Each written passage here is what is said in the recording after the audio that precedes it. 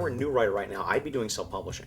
I think blind submissions are, they're getting tougher all the time. At the end of the day, you've got something real, you've got something tangible, you've got something that shows that you're willing to sit down and do the work. And after that, the quality of that work is going to speak about you, and you're going to stand or fall on the merits of that. There is no prejudice against a black and white book or against self-publishing, even if it may be some copies from Kinko's. We have one right now that I can't really talk about, but Jim McLaughlin picked it up at a convention, and he thought it was a joke.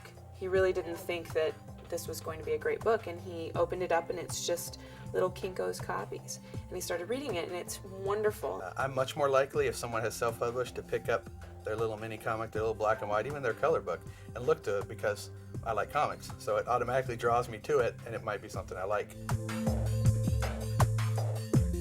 There are people who, even before they get into business as professionals, are dead set in their mind that I need to control every aspect of this comic. I need to control the property. It has to be mine. If that's your point of view, and if that's what your dreams and desires are, self-publish. It's going to be very hard for you to walk into an office of a publisher, I don't care who they are, and say, this is my idea, I want it, it's mine, but I want you to publish it for me. If you were to try self-publishing as a route to get into the comic book business, largely what you're doing is you're buying a lottery ticket. And it can be an expensive lottery ticket. You know, the entire nut on self-publishing even a single comic, depending on how elaborate or not elaborate you want to do. You could be looking at a couple of $100 easily. You could be looking at a couple of $1,000. You know, many people, if they're going to do one black and white self-published comic, are probably looking at a total nut of $5,000, $6,000, $7,000, maybe even $8,000. If I had a few $1,000s and I was trying to launch it out of my garage, it's really hard. I think, you know, there are over 300 comic books that are published every month. How are you going to stand out? Is Diamond going to pick you up? How are the retailers out there who have limited dollars going to pay attention to you? I think the best way to do it is through self-publishing. And again, this is a matter of trying to find an artist, finding a printer, having to do all that legwork. But if you can do it, A, you own it, and B, some of the better success stories in the past few years have come from self-publishing. Brian Bendis is probably the best example. When you're looking at someone who's a self-publisher, the main problem that they can experience, I think, is that if they use an artist who's not that good, then that sort of looks bad on them. I think the effort of publishing a book on your own, even if it's at Kinko's, rather than printing it yourself, rather than going to a printer and paying the money to print it, that effort to me is important, you know? I mean, having it lettered and doing all this stuff, you know? I mean, it shows that you have a love for what you're doing. The absolute, complete, and total bonanza story in this business of that is, of course, the Teenage Mutant Ninja Turtles. Kevin Eastman and Peter Laird started that off on their kitchen table when Laird got a tax return of like $1,500. Got some money back from the Fed, so they said, hey, let's try a comic book. Lo and behold, it turned into the Teenage Mutant Ninja Turtles, and $100 million later, they're laughing all the way to the bank. I think that's a good way to get your foot in the door, and it really showcases the fact that you can tell a story without, you know, you don't have to worry so much about the details of your writing, about, well, did I indent that enough spaces? Did I double space everything? Is it looking too crowded? Is it not? Because what I'm actually seeing is your work as it would appear in a comic. So I definitely think that has an advantage. I tend to look at those a lot quicker than I look at others, just because it's easy, and I think, hey, comic. I think the easiest way is to try to get a company that does publish independents like Dark Horse or Image to pick the book up. You know, and if you have sort of a creator-owned thing and you want to retain the rights to it, those companies have those sort of deals they can offer you. And if you can, that's the way to do it. A true creator-owned deal means that the creator can walk away with the project, that we're just publishing it and that he retains all the rights, the trademarks, the copyrights. Top Cow really doesn't do that.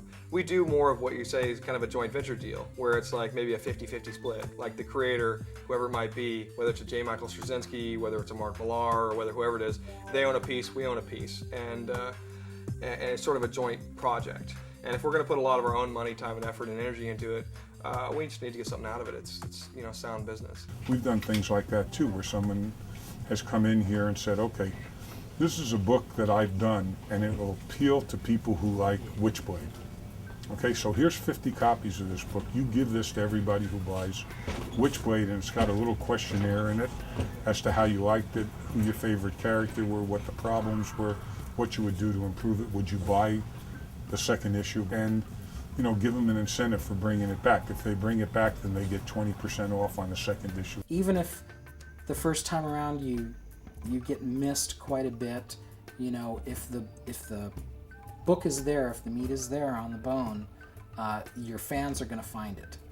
Follow your dream, be true to yourself, don't, compromise and everything else. But then I'd get other opinions and I'd listen to them.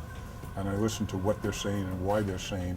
A lot of people who are in self-publishing don't have editors who could honestly tell you, what's good and bad about your stuff. And all those little things at the beginning will help your project be really good in the end.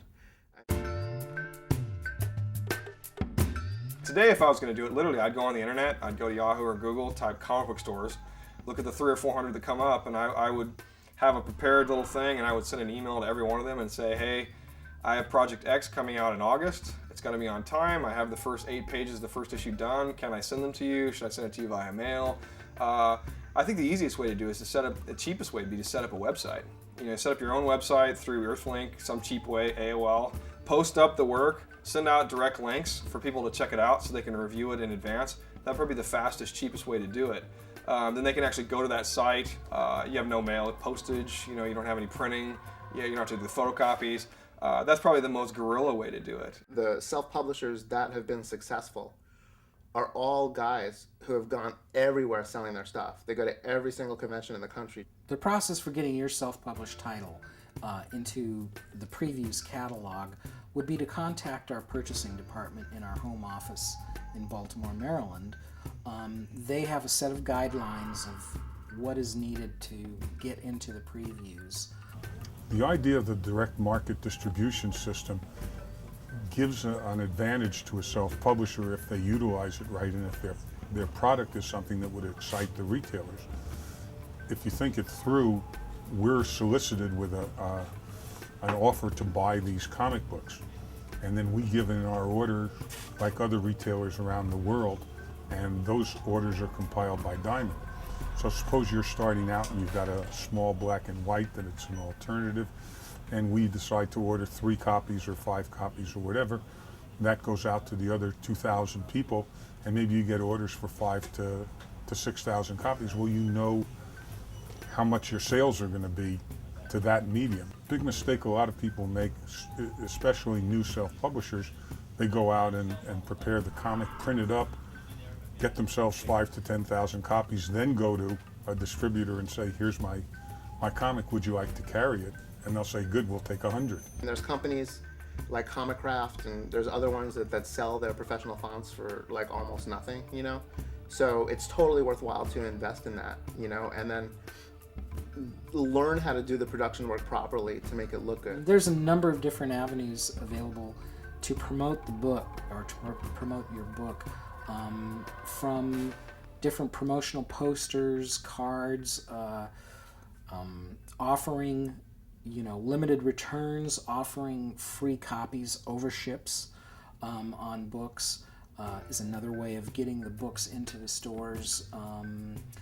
All kinds of, of course, in-store appearances, by the artists and so forth. You can do this. I know guys that have done it. These guys who are just these guerrilla marketing guys that are at every convention. They're at every convention, they're there, they're personable, they're there from 10 o'clock when it opens to 6 o'clock when it closes.